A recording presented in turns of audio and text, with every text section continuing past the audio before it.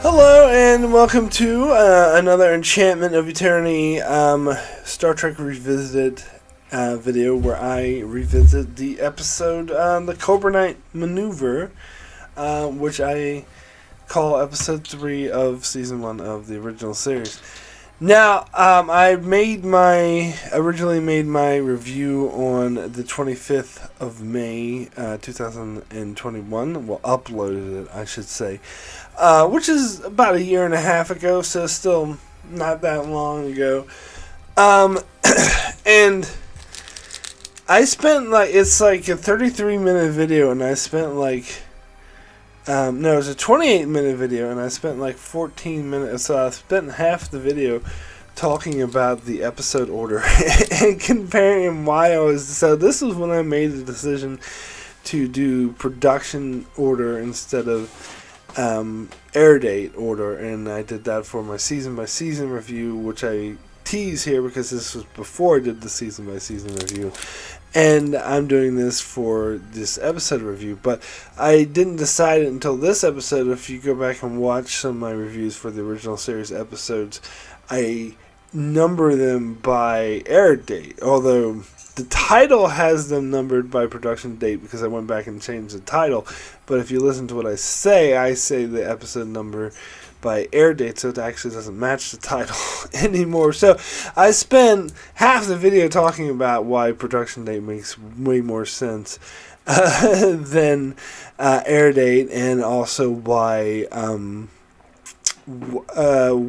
how this is an episode 2 and how it compares to the other episodes too, because I call it episode 3, but really it's the second episode made with the Kirk crew in mind, and it's his first episode ever made once the show actually got picked up, so that's not a pilot.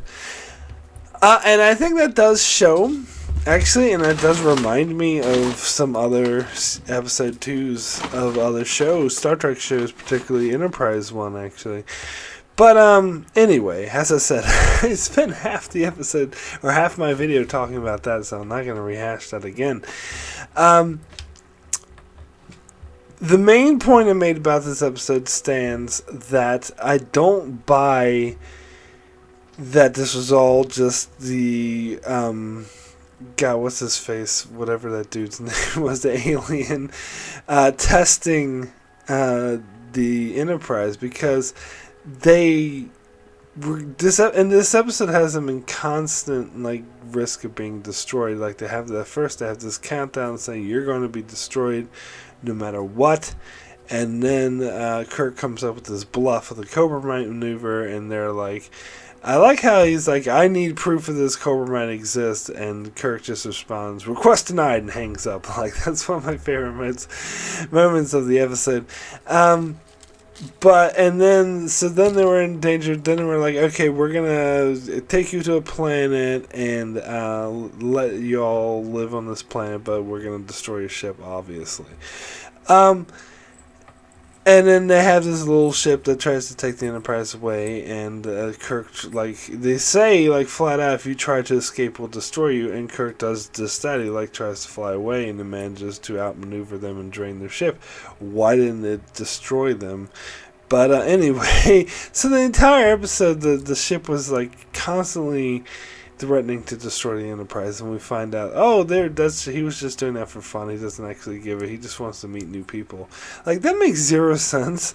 And I talked about this in my other review, how that's putting them through trauma, and the trauma of them constantly think they're gonna die, and they're just doing it to fuck with them and see how they react. That's pretty fucked up. And at the end of the episode, Kirk's so easy to forgive. He's like, you're just we're here to meet new people. Let me give you one of my ensigns, and he can stay here. What? So anyway, that's something I didn't mention in my other review that I wanted to talk about, was that ensign dude. I didn't look up his name because I'm not not prepared. I am not well prepared for any of these videos. But anyway, The ensign dude is unbelievable as a Starfleet officer. Now, if you watch my sister's channel, and chances are you do if you're a Patreon supporter of mine, she talks about how she doesn't like Barclay. I don't have as much of a problem with Barclay as she does, but I don't loathe Barclay as apparently a lot of other people do as well. I'm just kind of indifferent to Barclay, where she can't stand Barclay. And part of the reason that she gives is that she doesn't buy that Barclay would be in Starfleet. And I kind of disagree. I think that he is very socially inept, and that would be a big barrier for him, but he's also kind of an engineering genius, as we see. Maybe not as genius as LaForge, but genius in his own right. So I could buy that he could still make it into Starfleet, even though he's very socially inept. But this ensign dude who's in this episode, I completely do not buy that he was in the Starfleet. Now they're trying to, and this becomes a sticking point for McCoy and Kirk, and they argue about this pretty profusely, I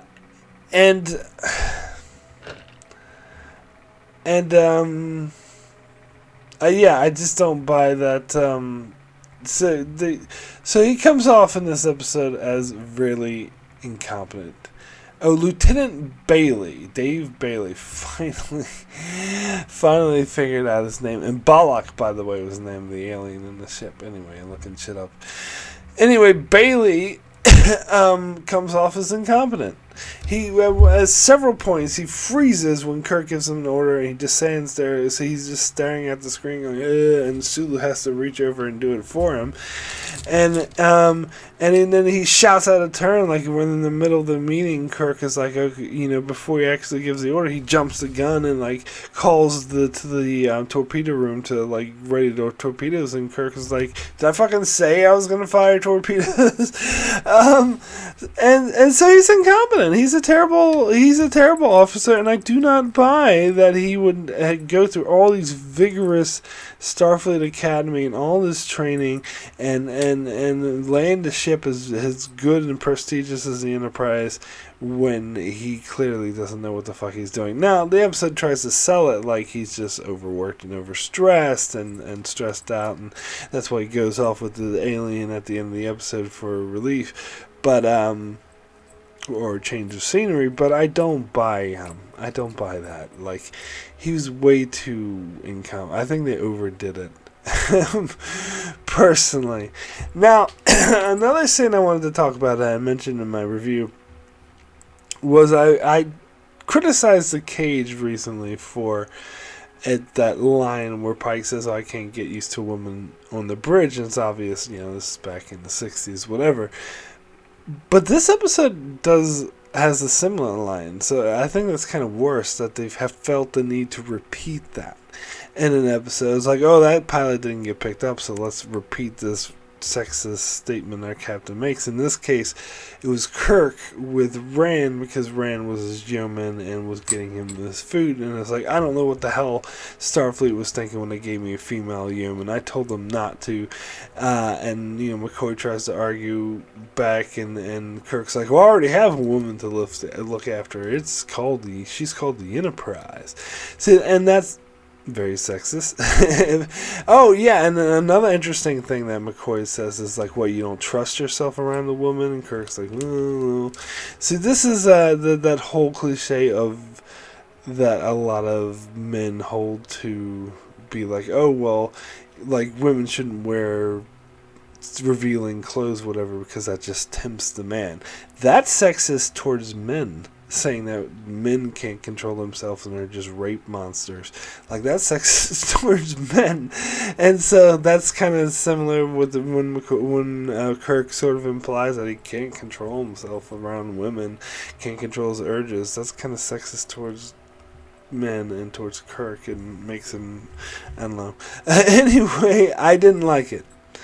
Bottom line, it's just, and a lot, and I had people make comments like, "Oh, it's the '60s. It's a different time. You gotta allow. You can't look at it through modern, viewpoint." But I'm like, fuck that shit. I don't care when this is from. Like the fact that it doesn't make it any better. It's still cringy. And it's so cringy that they felt the need to include it again after they already did it in the cage.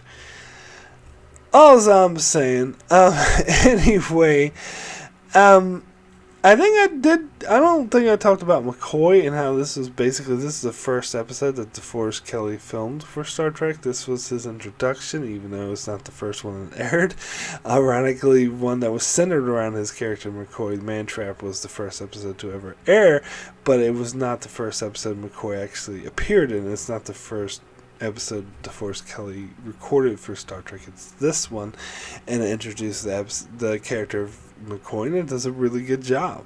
And he even has a line is like, what am I, a doctor or moon shuttle operator? Whatever.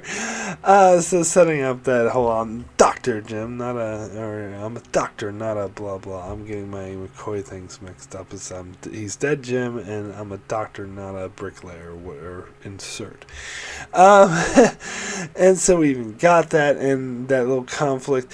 I didn't really buy, again, that conflict they had between McCoy and Kirk when they're on the bridge, and McCoy is like, oh, yeah, if you don't, take Bailey off of duty, I'm gonna write you up, and this is no bluff. And he's like, a moment you could bluff me, doctor. Like, he gets so pissed off. I'm like, they're being melodramatic. But then this is what gives Kirk the idea, bluff, poker, this is when I'm gonna bluff Balak, which kind of reminds me of the what's that movie? In Independence Day, where the guy's like, oh, don't sit on the floor, you're going to get a cold. He's like, cold? Actually, virus. Computer virus. There you go. Great idea. It's like those leaps of logic which don't actually work in real life. So, yeah. So I didn't really buy that as well. So my original rating for the Corbormite Maneuver out of 10 was a 7, and I'm actually going to downgrade that to a 6. After watching this, because I think I was overcome by like the tension in this episode, I think was played off nice, and some of the character interactions were played off nice. But what it boils down to me is the whole storyline with Bailey, I think, was a wash and did not work. And that, sexist comment, didn't appreciate that. But the main point is that reveal ruins the whole episode, because it makes no sense. It doesn't make, and Kirk's reaction doesn't track that. He's just like, oh, you silly ball, like threatening to kill us all and making everyone think they're gonna die in a couple of minutes. Ha ha ha ha, how silly. Here you go. He didn't even do that, really. So no, that's bullshit. I don't buy it, and I don't buy that Balak would do that. That doesn't make any sense. If he wants to, make friends with the Enterprise or test them, like, why is he constantly threatening to kill them? I'm like, what would he have done if Kirk not come up with that Corbormite Maneuver bluff? Would he had been like, when it was time for to destroy the Enterprise, would he have been like, just kidding? Or like, would he, I don't know. Like, it doesn't really make, because at the end he ended up testing the Enterprise to see, like, playing damage, testing them to see if the Enterprise would come back and help them. So would he do that? Would he somehow miraculously be like, oh, my trying to destroy a ship has damaged me, are you going to help me? Are you going to, I don't know, this episode just doesn't track for me. However, I will say the bluffing scene I actually did like, and this would be playing the groundwork for Kirk, because a lot of people remember Kirk as swashbuckling, taking his shirt off and getting into fights and whatnot, and being a ladies' man, but really one of the most important qualities of Kirk is his wits, that he is always able to outwit his opponent, and we see that most of all in this, which is why I think I gave this a 7 originally, because I did appreciate that. But I think, I'm taking it down to a 6, because that reveal was dumb and doesn't make sense. The Bailey storyline was a wash, and other issues with this episode. So there we go. That's it for my revisited video for Corbormite Maneuver. I believe I am back next live on my channel with a new review for Mud's Women, which will come out this Monday. Oh boy, Mud's Women. Anyway, thanks so much for watching, and of course, thanks so much for supporting the channel. Very much appreciated. See you next time.